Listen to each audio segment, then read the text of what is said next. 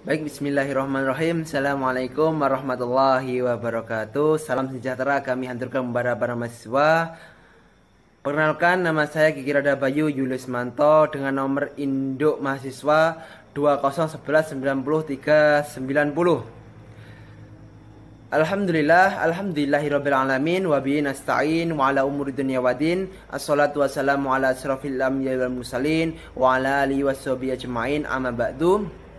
Segala puji bagi Allah, mari kita curahkan atas kehadirannya sehingga kita dapat bertemu lagi di kesempatan yang insya Allah penuh barokah ini. Allahumma amin. Baik teman-teman, pada kesempatan kali ini kami dari kelompok 1 ingin mempresentasikan makalah hasil diskusi kami, yaitu mengenai masuk dan berkembangnya Islam di Nusantara. Dalam menyusun makalah ini saya tidak sendiri, saya bersama kedua rekan saya. Yang pertama yaitu Mas Khairi Jainul Aziz, yang kedua Mbak Lucy Herdiana. Baik teman-teman, langsung saja untuk mensingkat waktu pada video kali ini, kita langsung saja ke pembahasan ya. Pembahasan yang pertama yaitu mengenai latar belakang peradaban agama Nusantara sebelum masuknya Islam.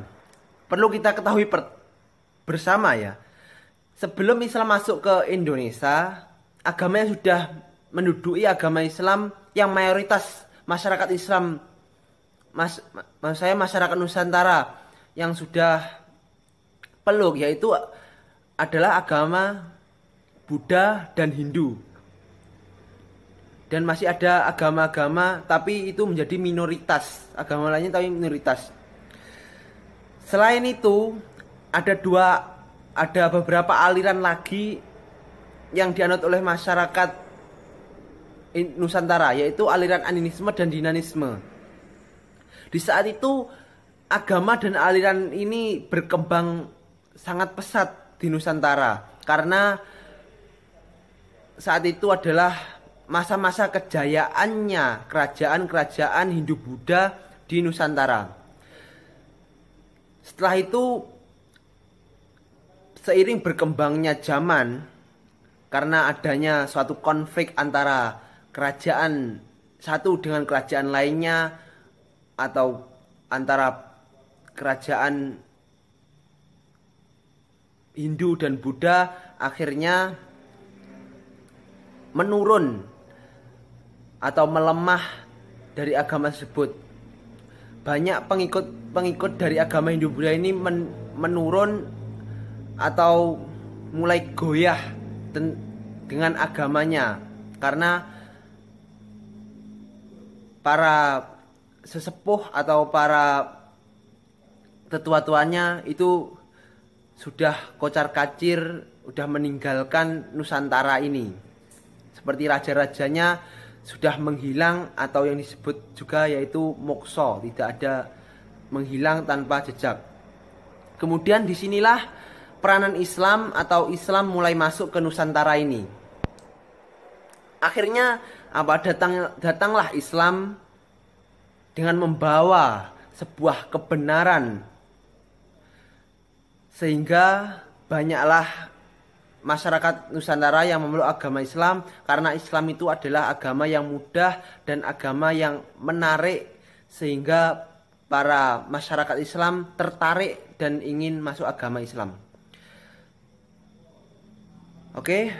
Baik teman-teman, ini secara geografis juga wilayah Nusantara termasuk ke dalam kawasan Asia Tenggara.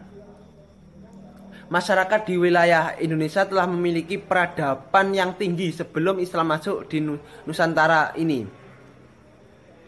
Hal tersebut disebabkan karena wilayah di Nusantara ini merupakan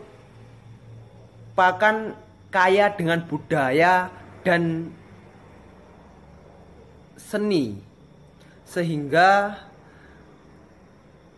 banyak dari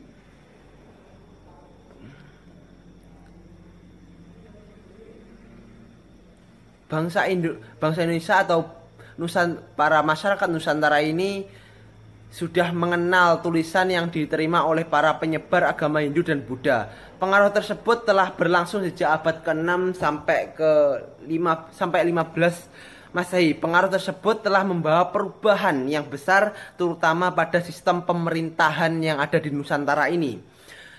Bukti dari pengaruh Hindu-Buddha yang masih melekat pada masyarakat yaitu dapat kita lihat banyaknya bangunan suci, masih banyaknya adat istiadat yang masih mengandung unsur-unsur dari ajaran agama Hindu-Buddha tersebut. Contoh lain dari bangunan yaitu seperti ada bangunan candi, pura dan sebagainya. Ini bisa kita lihat karena ada perpaduan bangunan di antara seni bangunan zaman megalitikum seperti punden ukiran dan terdapat di dalam menggambarkan kreativitas bangsa Indonesia. Baik teman-teman, Islam masuk di Indonesia ini tidak loko-loko langsung masuk saja tanpa ada kendala. Banyak teori-teori yang mengatakan Islam itu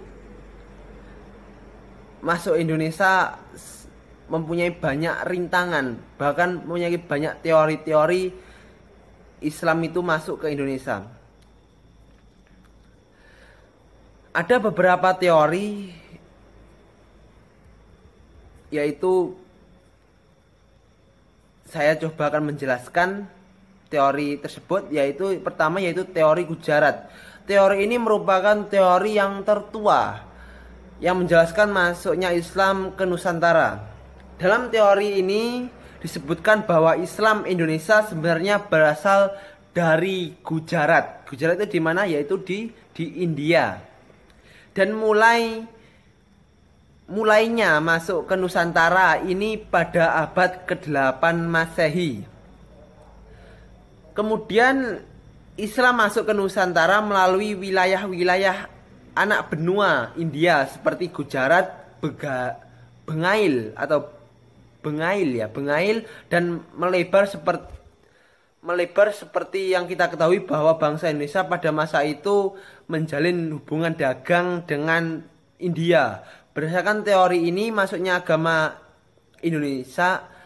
Islam ke Nusantara ini diyakini berasal dari Gujarat karena berdasarkan ada buktinya batu nisan Sultan Samudra Pasai yaitu Malik As-Saleh pada 297 Hijriah. Selain itu, teori ini juga didasarkan pada corak ajaran Islam yang cenderung memiliki tasawuf yang diterapkan oleh Muslim India Selatan yang mirip dengan sekali ajaran Indonesia pada awal berkembangnya agama Islam, yaitu aliran tasawuf. Kemudian yang kedua yaitu teori Mekah. Teori Mekah ini menyatakan bahwa Islam dibawa atau disebarkan di Nusantara pada abad ke-7 Masehi. Hal ini bisa kita buktikan setelah wafatnya Nabi Muhammad SAW pada tahun 623 Hijriah. Kepemimpinan Islam dipegang oleh para khalifah. Di bawah pimpinan para khalifah, agama Islam memulai disebarluaskan sampai abad ke-8. Agama Islam telah menyebar ke seluruh timur tengah Afrika Utara, Spanyol, dan masih banyak lagi. Kemudian pada masa Umayyah, inilah masa dinasti Umayyah, Islam sudah sampai ke Nusantara. Yang ketiga adalah teori Persia. Adapun yang mencetuskan teori ini adalah Husain Jajaningrat yang berpendapat bahwa agama Islam masuk ke Nusantara dari Persia singgah ke Gujarat pada abad ke-13. Selanjutnya teori ini menitik beratkan tinjauannya terhadap kebudayaan di kalangan masyarakat Islam di Indonesia yang memiliki banyak persamaan dengan kebudayaan Persia, yang diantaranya yaitu 1. Memperingati 10 Muharram sebagai hari peringatan Syiah. Yang kedua, kesamaan ajaran antara Syiah Siti Jenar dengan ajaran Sufi Iran Al-Hajj. Yang ketiga, penggunaan istilah bahasa Iran dalam sistem mengeja huruf Arab. Yang keempat, pengakuan umat Islam Indonesia terhadap madhab Syafi'i sebagai madhab utama atau madhab resmi di daerah Malabar. Mungkin sekian dari saya, akan dilanjutkan lagi oleh rekan saya yaitu Mas Khairi Jainul Aziz dan Mbak Lucy Hariana. Sekian. Ini saya akan mempresentasikan tentang cara Islamisasi Nusantara. Islam itu masuk ke Nusantara melalui jalur perdamaian yang dibawa oleh para golongan pedagang, ulama, wali, dan sebagainya. Namun secara global, penyebaran Islam di Nusantara itu melalui beberapa jalur. Yang pertama yaitu jalur perdagangan. Nah, pada abad ke-6 sampai 17 Masehi, masyarakat Indonesia kedatangan para pedagang Islam dari India, Persia, dan Arab. Selain berdagang, mereka juga menyebarkan ajaran agama Islam di Indonesia. Contohnya seperti mengajak masyarakat Indonesia untuk mengeluarkan zakat guna untuk membersihkan hartanya dan mengajak mereka untuk melaksanakan sholat pada waktunya. Yang kedua, melalui jalur pernikahan. Nah, banyak para pedagang Islam yang menikah dengan wanita-wanita pribumi. Sebelum menikah, mereka diislamkan terlebih dahulu dengan mengucapkan kalimat syahadat. Nah, melalui jalur pernikahan ini, banyak agama Islam semakin meluas dan yang dahulunya berkomunitas kecil menjadi komunitas besar. Nah, yang ketiga melalui jalur tasawuf. Jalur tasawuf ini juga tidak kalah penting dengan jalur lainnya, karena bagi orang yang sudah paham akan konsep dasar ketuhanan, itu lebih mudah untuk memahami dan menerima ajaran agama Islam. Selanjutnya, pendidikan. Sebelum Islam masuk ke Nusantara, di Indonesia itu sudah ada pendidikan. Nah, dengan begitu, para ulama mempunyai cara untuk mendirikan pesantren-pesantren yang dalamnya dipimpin oleh para kiai yang terkenal. Dengan begitu, pesantren-pesantren tersebut mulai terkenal di masyarakat, sehingga banyak masyarakat yang mulai tertarik untuk belajar agama di dalam pesantren tersebut. Selanjutnya, budaya. Dalam menyalurkan agama Islam, budaya juga penting. Contohnya seperti penyelenggaraan wayang kulit yang diselenggarakan oleh Sunan Kalijaga. Dalam cerita-cerita wayang tersebut, para ulama menyisipkan ajaran agama Islam, sehingga para masyarakat Indonesia dengan mudah untuk menerima ajaran agama Islam tersebut. Politik. Kebanyakan masyarakat di Maluku dan Sumatera Islam setelah rajanya masuk Islam terlebih dahulu. Nah, pengaruh politik ini sangat berpengaruh besar dalam mengembangkan agama Islam di wilayah tersebut.